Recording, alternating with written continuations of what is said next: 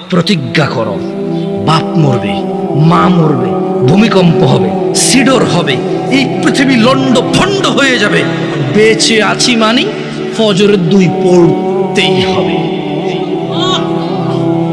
বেঁচে আছি মানি জোহর আসর মাগরিব ইশা পড়তেই হবে। একটু আগে সিগারেট খেয়েছি, একটু পরে আজান হয়েছে, নামাজ পড়তে হবে।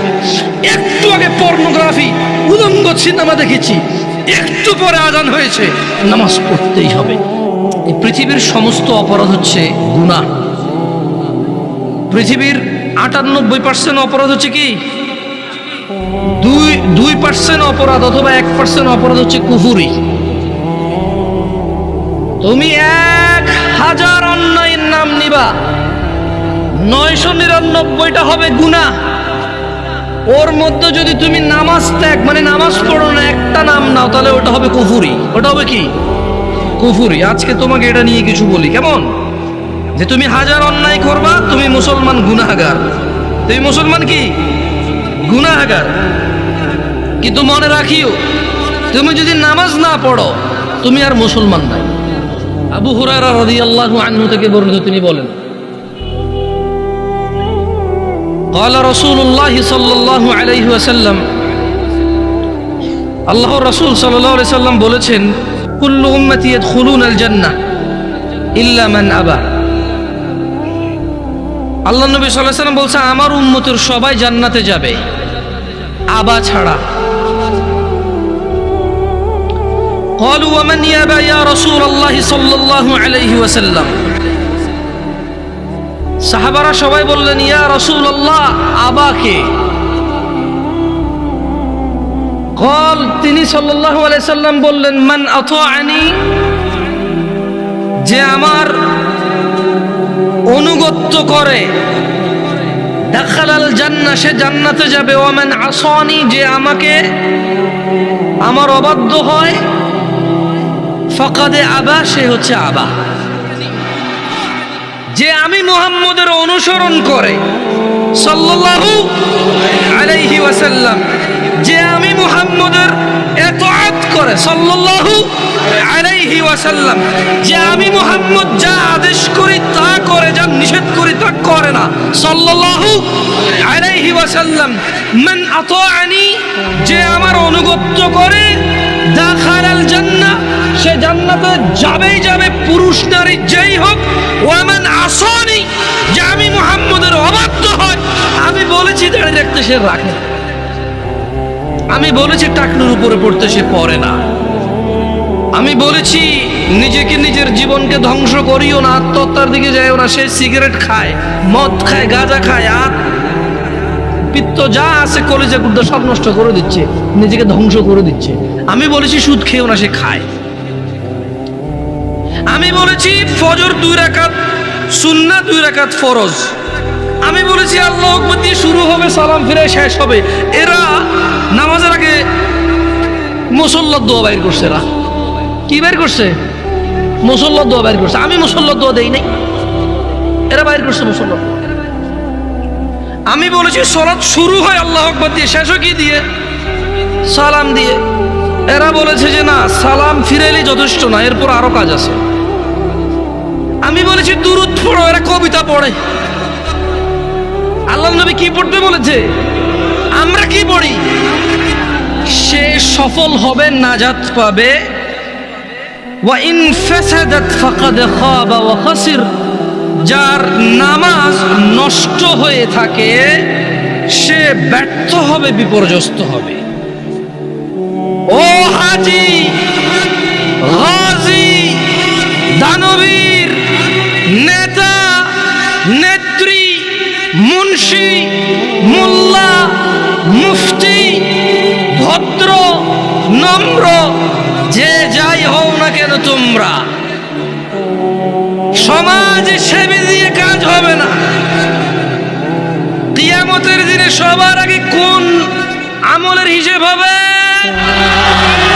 যার নামাজ ঠিক থাকবে সে কি হবে? যার নামাজ ঠিক থাকবে না সে কি হবে?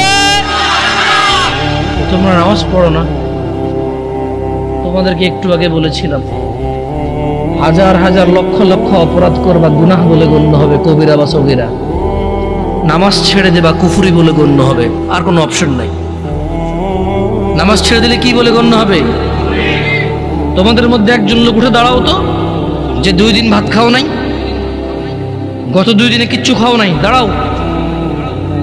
একটা ছেলে দাঁড়াও, গত 2 দিন কিচ্ছু খাও নাই। কিন্তু এখানে তোমাদের মধ্যে অনেকে আছো গত সপ্তাহে জুমা পড়ছো আর এই সপ্তাহে জুমা পড়ছো, এই আজকের জুমার পরে আবার আগামী জুমা পড়বা। কিভাবে তোমার ইমানটা বাঁচে বলতে পারো আমাকে? 2 বেলা 3 বেলা ভাত না খেলে তোমার পেট বাঁচে না, আর 35 ওয়াক্ত নামাজ ছেড়ে কি শক্তিশালী ইমান তোমার। আব্দুল্লাহ ইবনে মাসউদ রাদিয়াল্লাহু আনহু থেকে বর্ণিত, তিনি বলেন, সাআলতু নবিয়্য সাল্লাল্লাহু আলাইহি ওয়াসাল্লাম। আব্দুল্লাহ ইবনে মাসউদ বলছে রাদিয়াল্লাহু আনহু, যে আমি আল্লাহর নবী সাল্লাল্লাহু আলাইহি ওয়াসাল্লামকে জিজ্ঞেস করলাম, বললাম, ইয়া রাসূলুল্লাহ, আইয়ুল আমালি আহাব্বু ইলাল্লাহ? ইয়া রাসূলুল্লাহ, ও আল্লাহর রাসূল সাল্লাল্লাহু আলাইহি ওয়াসাল্লাম, আল্লাহর কাছে কোন আমলটা সব থেকে প্রিয়? قال, তিনি ফাতেমা রাদিয়াল্লাহু আনহার আব্বা সাল্লাল্লাহু আলাইহি ওয়াসাল্লাম জবাব দিয়েছেন, তিনি বলেছেন, আসসালাহ, নামাজ আল্লাহর কাছে সব আমলের চাইতে প্রিয়। আলা ওয়াক্তিহা, সময় মতো নামাজ পড়া আল্লাহর কাছে সকল আমলের চাইতে প্রিয়। এই পৃথিবীতে যত আমল আছে মানুষ করে, আসসালাতু আলা ওয়াক্তিহা, সময় মতো নামাজ পড়া আল্লাহর কাছে সব চাইতে প্রিয়। দিনী ভাইরা, কত গুনাহ, কত অপরাধ, সিনেমা, নাটক, গান বাজনা, অপরাধের শেষ নাই। মিনিটে মিনিটে, ঘন্টায় ঘন্টায়, দিনে রাতে হিসেব ছাড়া অন্যায় অপরাধ করি, অথচ একটা ইবাদত এই পৃথিবীতে আছে যেটা করে মানুষ মুসলমান থাকতে হয়, ওই একই ইবাদত সমস্ত গুনাহের কাফারা হয়। একই ইবাদত যেটা করে মুসলমান থাকতে হয়। কোন মানুষ যদি নিজেকে মুসলমান দাবি করে, সে প্রতিদিন 5 বার প্রমাণ করতে হবে সে মুসলমান, আদারওয়াইজ তার মুসলমানি তো টিকবে না। এ পৃথিবীতে আর দ্বিতীয় কোনো ইবাদত এরকম নাই যেটা মানে মুসলমানিত্ব বহন করে। দাড়ি কাটলে গুনাহ, কেউ যদি বলে যে দাড়ি কাটলে সমস্যা নাই, গুনাহ নাই, তখন যায় সে কুফরি করবে, আদারওয়াইজ কুফরি হবে না, তার গুনাহ হবে। মদখোর গুনাহ করে, জেনাখোর গুনাহ করে, মিথ্যাবাদী গুনাহ করে, মারামারি করা লোক গুনাহ করে, অন্যায় অবিচার করা লোক গুনাহ করে, নামাজ ত্যাগ করে সে কুফরি করে। পার্থক্য আছে।